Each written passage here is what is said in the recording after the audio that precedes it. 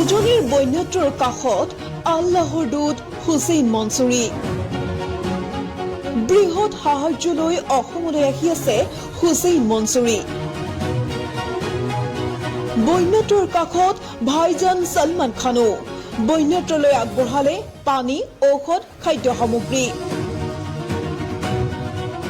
বানত সৰ্বহাৰাৰ কাষত আজমল আনফৰৰ পৰা সলমান মনছুৰীলৈ উজনিৰ বানে ধুই নিলে বিভাজনৰ ৰেখা।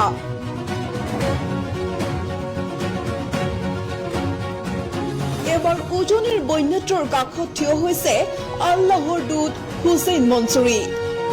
সামাজিক মাধ্যমত যথেষ্ট জনপ্ৰিয় সমাজকৰ্মী মুম্বাইৰ হুছেইন মনছুৰী আহি আছে বন্যত্ৰৰ ওচৰলৈ।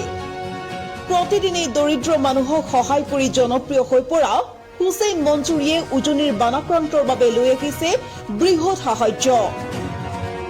ছাত্ৰ ছাত্ৰীৰ স্কুল বেগৰ পৰা কিতাপ, বহি, খাদ্য সামগ্ৰী, পানী, চিকিৎসা কিট লৈ শীঘ্ৰেই উপস্থিত হ'বহি বন্যত্ৰৰ কাষত। ইনষ্টাগ্ৰাম পোষ্টৰ জৰিয়তে যি কথা নিজেই জনাইছে হুছেইন মনছুৰীয়ে।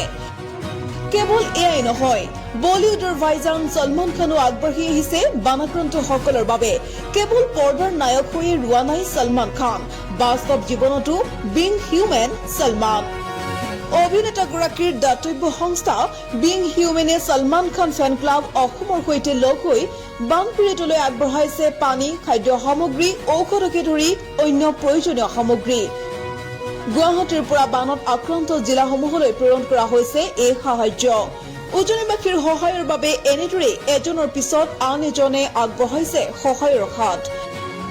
মানৱতাৰ এই ঢৌ এতিয়া অসমৰ সীমান্ত পাৰ হৈ পাইছেগৈ দেশৰ বাণিজ্যিক ৰাজধানী মুম্বাই চহৰতো।